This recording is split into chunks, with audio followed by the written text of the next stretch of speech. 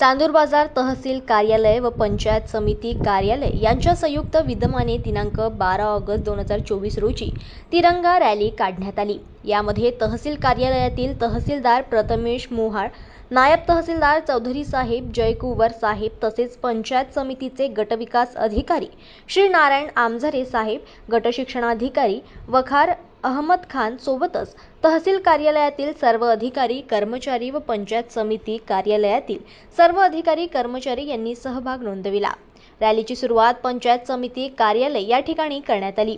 पंचायत समितीचे गटविकास अधिकारी श्री नारायण आमझरे यांनी रॅलीला हिरवी झेंडी दाखवून रॅलीला सुरुवात केली।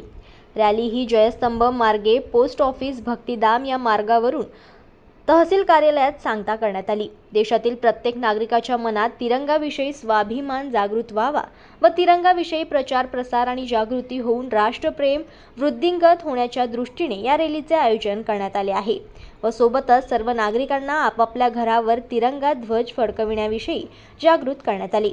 रॅलीच्या शेवटी तिरंगा प्रतिज्ञा घेण्यात आली आणि राष्ट्रगीताने रॅलीची सांगता करण्यात आली। जनमत लाईव्ह न्यूजसाठी चांदूर बाजारमधून मयूर खापरे यांची रिपोर्ट।